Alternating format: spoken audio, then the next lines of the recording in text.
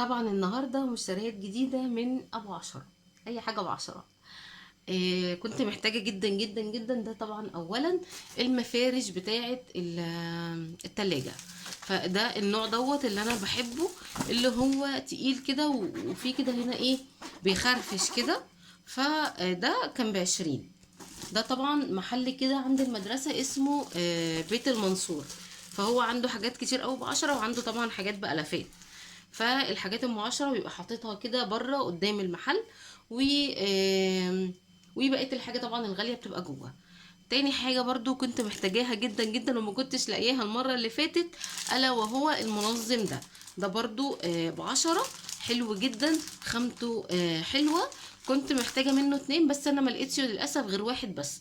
حمدت ربنا ان انا لقيت منه، فجبت واحد وقلت ان شاء الله لما اروح تاني هجيب. ده كنت محتاجاه علشان انظم اسمها ايه، الغطيان بتاعه العلب فيه، او طبعا الاطباق الفل مش عارفه ايه الكلام ده. علشان انا اخدت اللي انا كنت بحط فيه، حطيت فيه الهاند بلندر زي ما شفتوا لما رتبت معاكم الضرفه بتاعه الدولاب.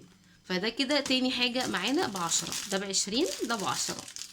جبت برضو حاجات، بس كنت اسمه ايه يا ربي، سلك.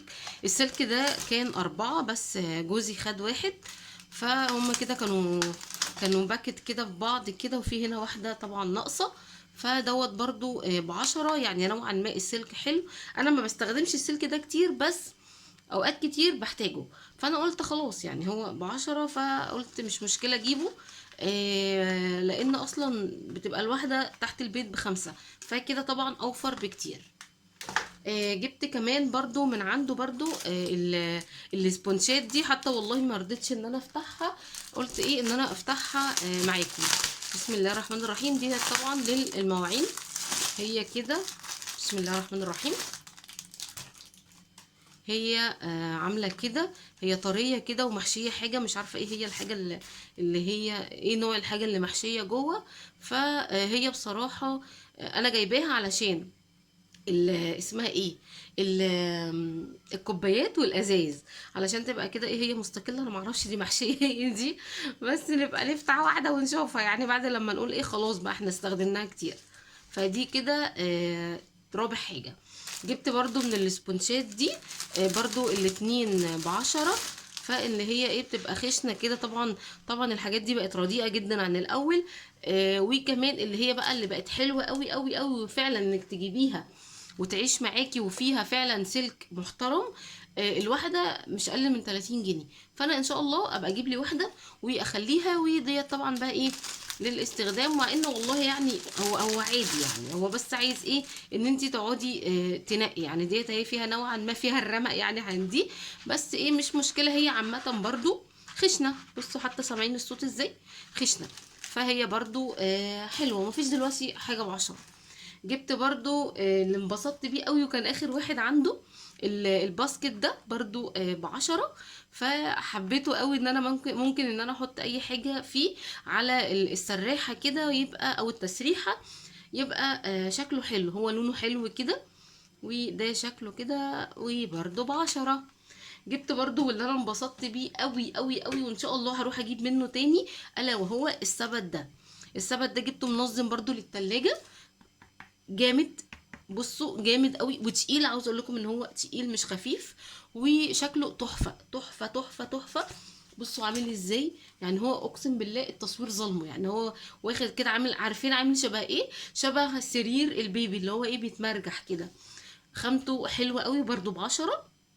خامته رهيبه رهيبه رهيبه.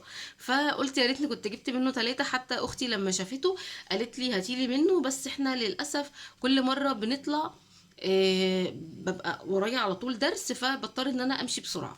فان شاء الله قريب جدا هبقى اجيب منه. فده برضو ب10. جبت برضو من الناس برضو اللي بتقف برضو عند المدرسة، ألا وهي المناديل دي. طبعا معروفة طبعا، ده الواحد بجنيه.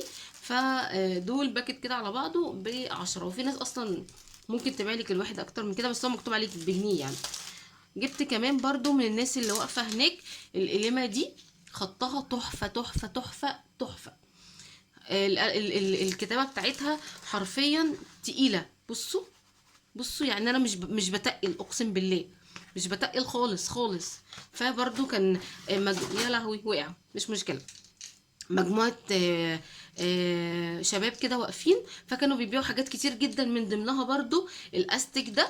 الاستيك ده برضو كنت محتاجاه قوي، برضو ب10. اسمه ايه هو، كان فيه مش عارفه ب5، فيه ب6. فانا قلت ايه اجيب، مش مشكله، الكبير هينفع. والقلمه دي التلاتة ب10. يعني دلوقتي يعني ولا حاجه ولا حاجه، التلاتة ب10. فلقيتها خطها تقيل، فجبت منها بسم الله 9. جبت برضو من واحدة برضو هناك اسمها ايه، الدبابيس دي. الدبابيس دي فكرتني قوي قوي بأيام زمان، يعني الشكل ده قليل قوي لو لقيتيه دلوقتي. فاللي هو ايه، مش عارفه، حسيت كده افتكرت امي كان عندها النوعيه دي من الدبابيس، او الشكل ده، الشكل دوت يعني عامه. فحبيت قوي، حتى انا اصلا ما رضيتش ان انا استخدمهم، يعني انا خدتهم كده، واللي هو لا انا هخليهم كده للذكرى، يعني ربنا يا رب يرحمها يا رب. فحبيت قوي. جبت كمان فرش اللي هي المفروض بتاعه البوتاجاز، عارفينها دول اللي هم التلاتة في بعض. كنت جايباهم ب12 ونص، بس جوزي خدهم مع واحدة من دي. فالحمد لله. فطبعا الحاجات دي بتبقى حلوة وبتنفع في البيت. اي نعم، انا عندي حاجات كتير، بس في حاجات بتبقى نواقص يعني، فدي مش عارف ايه. فانا حبيت دي قوي قوي قوي قوي للتلاجة. يعني معرفش، هي فيها ليها افكار كتير، ليها افكار كتير جدا. حتى كمان تنفع في الدولاب، ان انتي ممكن تحطي فيها اي حاجه صغيره، فوط مش عارف ايه الكلام ده.